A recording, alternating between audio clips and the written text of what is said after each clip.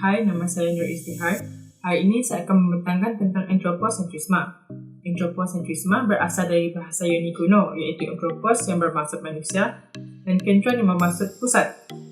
Anthropocentrisme ialah kepercayaan bahawa manusia ialah entiti paling penting alam semesta. Anthropocentrisme mentafsirkan atau menganggap dunia dari segi nilai dan pengalaman manusia. Istilah ini boleh digunakan secara bergantian dengan kemanusiaan dan beberapa merujuk kepada konsep itu sebagai keunggulan manusia atau keistimewaan manusia. Contoh anthropocentrisme ialah aktiviti manusia yang mengganggu alam sekitar seperti pembalakan, pengangkutan, perhubungan dan sebagainya. Penglibatan manusia dalam aktiviti-aktiviti tersebut secara tidak langsung melahirkan sifat tamak dan rakus akan harta dalam diri manusia. Alam sekitar hanya dilihat sebagai objek atau alat yang memenuhi keperluan dan kepentingan manusia.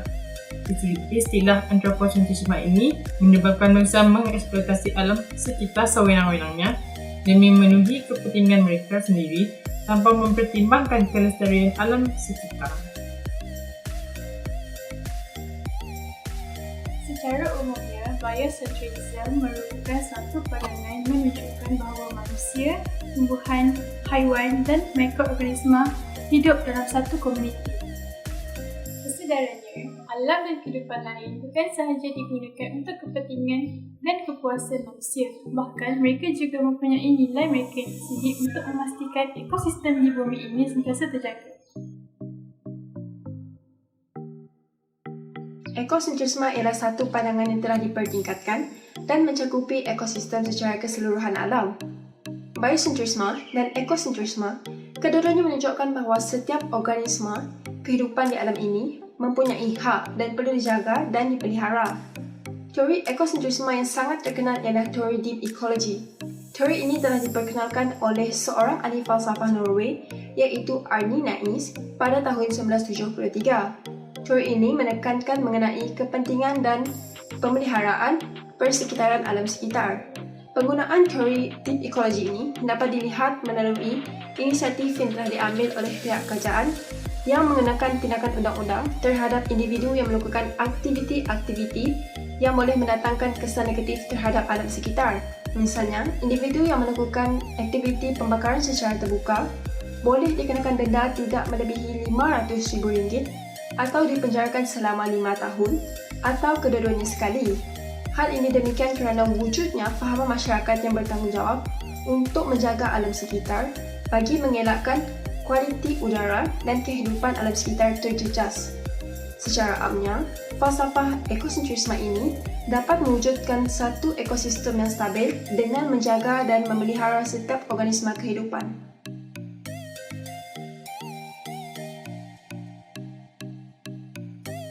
Kesan anthropocentrisme terhadap kehidupan lain di alam sekitar merangkumi: pertama, penebangan pokok. Penebangan pokok secara haram menyebabkan kepupusan spesies tumbuhan. Spesies tumbuhan yang menghadapi kepupusan sekarang ini adalah meranti, jeluntung, cengal dan keruing. Kepupusan tumbuhan ini menyebabkan gangguan ekosistem, di mana ianya menyebabkan hakisan tanah yang menyebabkan sungai menjadi cetek dan akhirnya menyebabkan berlakunya kejadian banjir.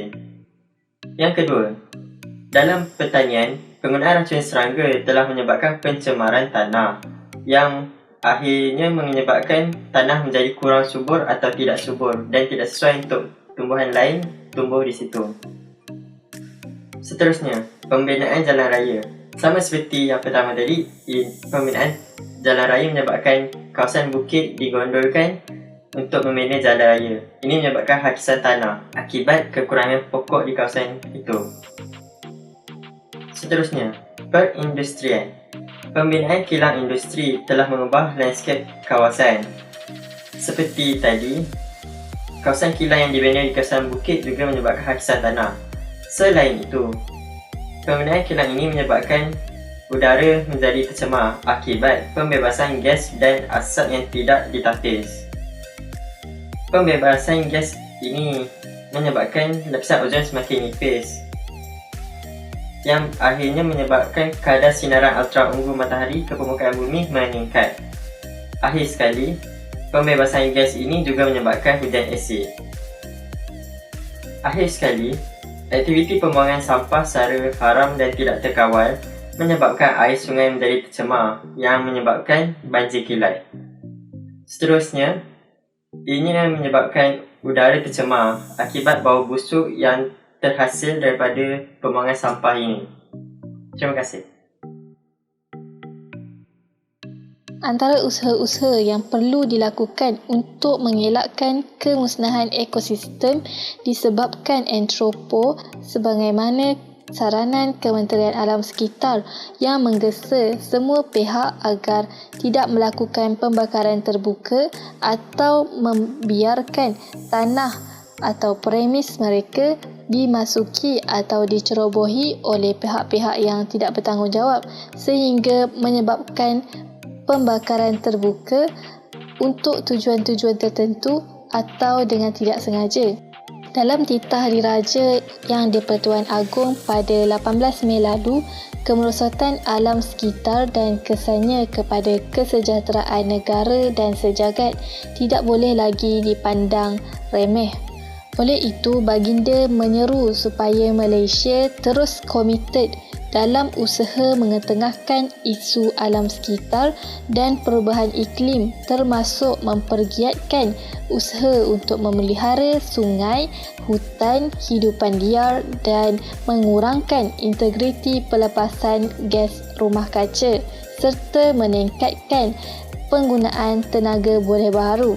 Pemerkasaan undang-undang alam sekitar, aktiviti penguatkuasaan dan kerjasama erat semua pihak termasuk negara serantau perlu terus dilaksanakan. Kementerian Alam Sekitar dan Air memandang serius terhadap sebarang perbuatan yang boleh mencemar serta menjejaskan ekosistem dan alam sekitar, terutamanya sumber-sumber domestik. Oleh itu, sebagai orang awam, kita perlulah memberi kerjasama kepada pihak atasan untuk melaporkan sebarang maklumat dan kegiatan pencemaran kepada Kementerian Alam Sekitar dan Air dengan segera dan terus memelihara kehijauan bumi yang indah ini seperti menanam pokok. Alam sekitar adalah salah satu elemen yang penting dalam kehidupan manusia. Alam sekitar amat berkait rapat dengan kehidupan masyarakat disebabkan segala keperluan atau kegiatan manusia akan berhubung dengan alam sekitar. Bumi, biosfera, adalah tempat makhluk hidup dan komponen mati menetap dan mempengaruhi satu sama lain. Manusia mempunyai kemampuan berfikir termasuk dalam susunan kehidupan yang berkaitan dengan alam.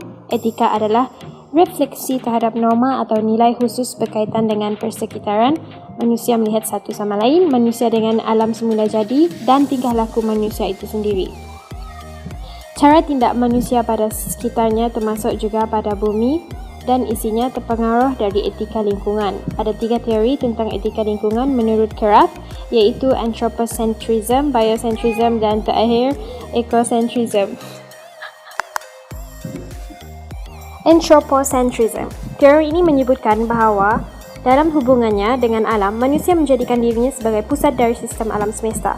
Hal ini bererti, dalam segala kehidupan, manusialah yang menjadi puncak tertinggi dalam mengambil keputusan dan hanya manusia yang memiliki kepentingan hak atas semesta alam.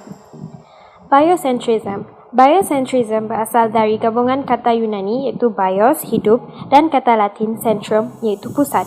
Teori ini mengajarkan bahawa setiap bentuk kehidupan di bumi masing-masing memiliki nilai dan sama-sama berharga. Dengan demikian, biocentrism menolak teori anthropocentrism di mana hanya manusia sahaja yang diberikan hak dan mempunyai nilai diri sendiri.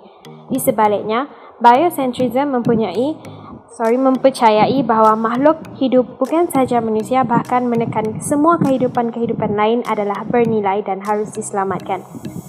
Seterusnya ialah ecocentrism. Ecocentrism mengajarkan kita untuk mengembangkan pandangan etika pada seluruh komuniti iaitu ekologi termasuk abiotik dan biotik. Di bumi, kehidupan hidup dan kehidupan yang tidak hidup mempunyai memainkan peranan yang penting serta saling bergantung satu sama lain untuk mengimbangkan ekosistem.